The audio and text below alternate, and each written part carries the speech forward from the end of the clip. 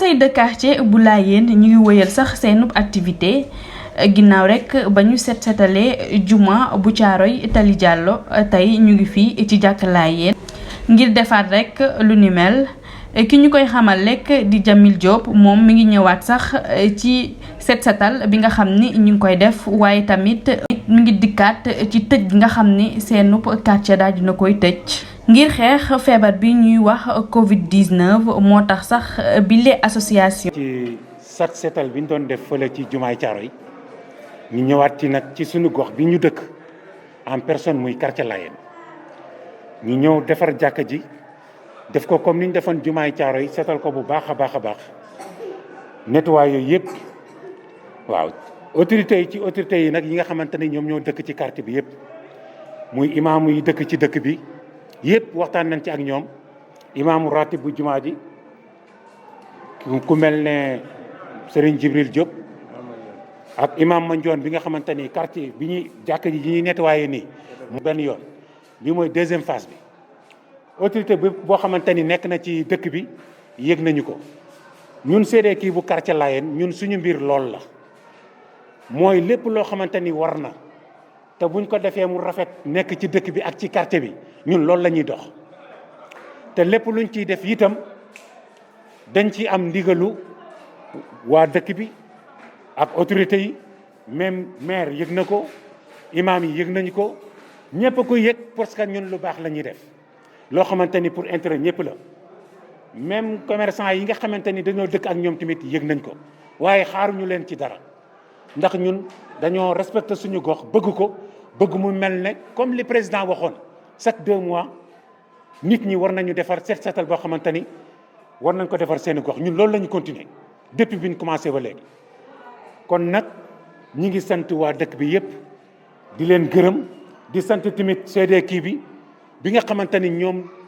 duñ nopp lu guddi duñ nopp lu bëccëg lépp loo xamante ni mi ngi doxal waxuma la sax quartier bi yëpp mais dëkk bi yëpp sax ñoo ngi ci di sant ñëpp di leen gërëm benn soxla nag la ñu am boo xamante ni amul benn autorité bu nekk ci Sénégal te yëgoo ko même président bi yëg na ko même premier ministre Mimi Touré mos na ko wax muy 103 bi 103 bi ñun dañuy ñaan dañ koy ñaan yàkkamti nañ ko bëgg nañ ko soxla nañ ko trop pour 103 bi ñu defar ko parce que soo xoolee terre bi daf ñoo tëj côté bële camp bi tëj ñu côté bi loolu lépp ci 103 bi mooy suñu sortie ñun waa quartier Layène seede kii bu quartier Layène bi gox bi dañu war a defar 103 bi ñu ngi koy ñaan autorités yi ñëpp dégg nañ ko amul ministre bu ko déggul te loolu dafa war a jaadu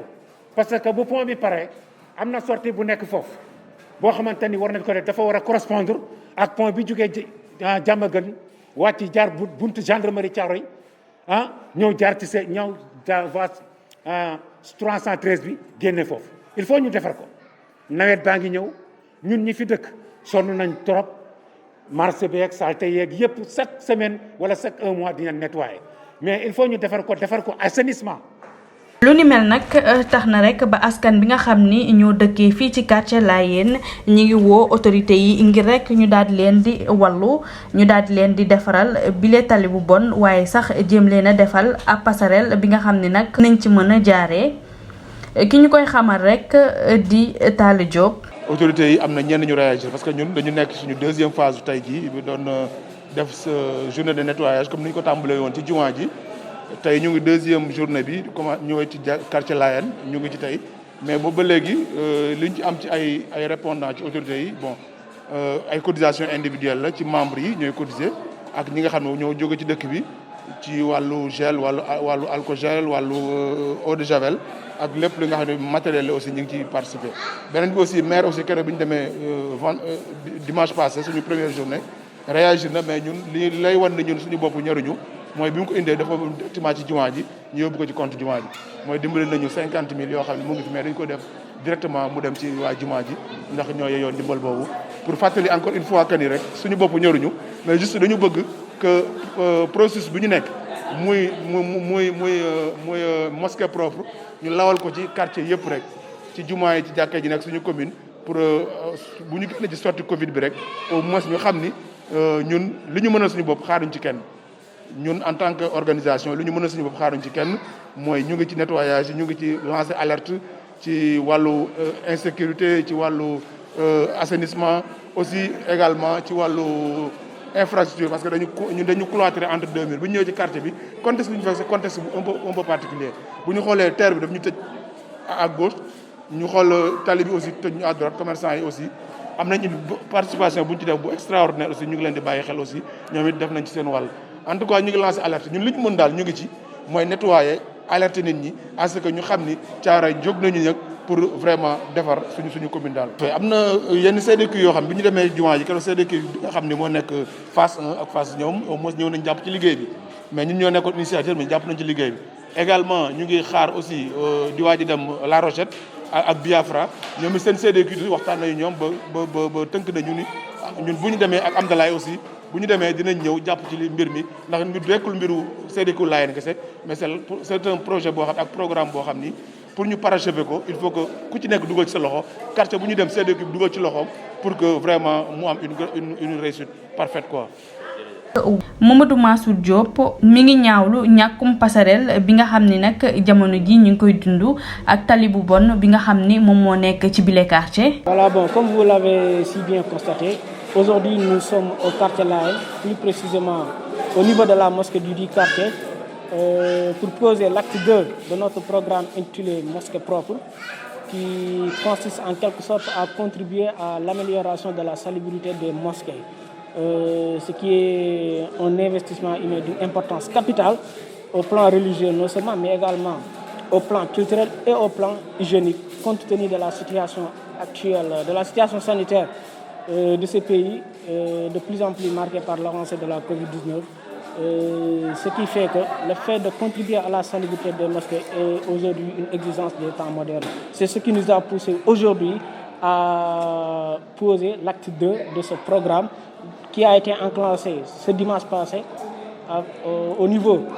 de la grande mosquée de Thiaroye Gare située sur la route de Tali Diallo. Et j'en profite pour dire que ce programme vient juste de commencer. Et sur ce, le CDQ Layène se dit prêt à collaborer avec tous les autres conseils de quartier qui sont au niveau de la commune de Thiaroye Gare pour assurer une mise en œuvre effective de ce programme qui est pour nous d'une importance tellement capitale. Concernant notre appel, je pense que c'est l'appel que nous avons eu à lancer depuis des années. Et ce qui importe actuellement pour nous le plus, ce n'est rien d'autre que la réhabilitation de la route départementale 103. Et vu la densité des flux qui n'est plus à démontrer et l'état pitoyable de cette route depuis des années. Et vu que partout au Sénégal, et plus précisément ici, au niveau de la banlieue, il y a des sentiers qui sont en train de mener par l'État, et surtout en ce qui concerne le terre, nous profitons à cette occasion de lancer un appel solennel aux autorités de procéder ou bien de réactualiser le document concernant le dossier concernant la réhabilitation de la route départementale 103. Vu que l'état de cette route est devenu de plus en plus pitoyable et aujourd'hui sa réfection devient une exigence. Non seulement c'est juste pour assurer la responsabilité préventive de l'État parce que vu la situation, vu l'état de cette route, le fait de la traverser, c'est juste un risque. Voilà. Et avec l'arrivée bientôt de la saison de pluie, vous savez tous que cette route est une route qui inonde. Et du fait de l'absence de réseau d'évacuation d'eau pluviale et d'eau usée, ce qui fait qu'actuellement, notre appel le plus fort, ce n'est rien d'autre que la réfection la réhabilitation de la route départementale 103, mais également concernant l'érection de la passerelle. Nous avons constaté que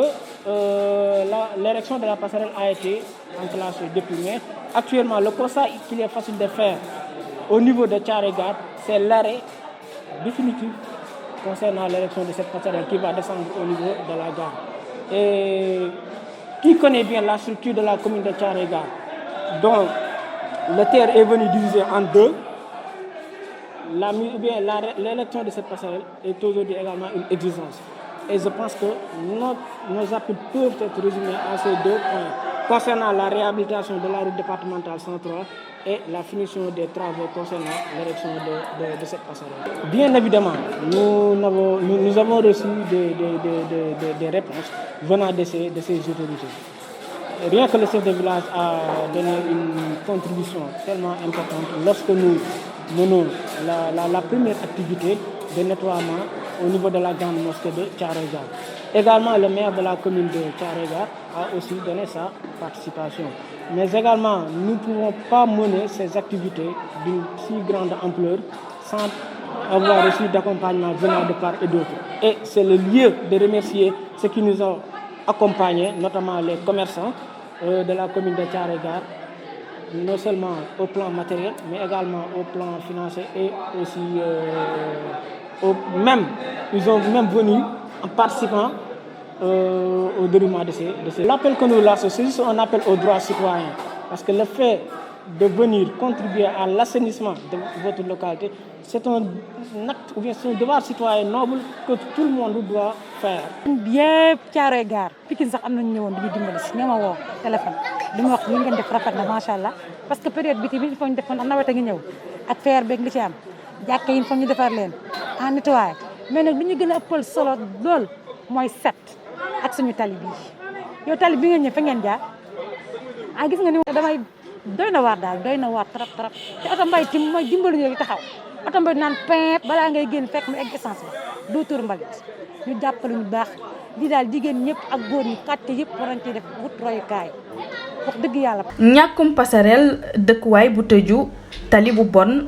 loolu sax le conseil de quartier bu Layène rek di daal lu ni mel nag taxul benn yoon ba ñu dakkal seenub activité ndax ginnaaw jafe-jafe yi nga xam ni moom la ñuy dund ñoom jóg nañ képp ngir daal di setal seenub dëkkuwaay.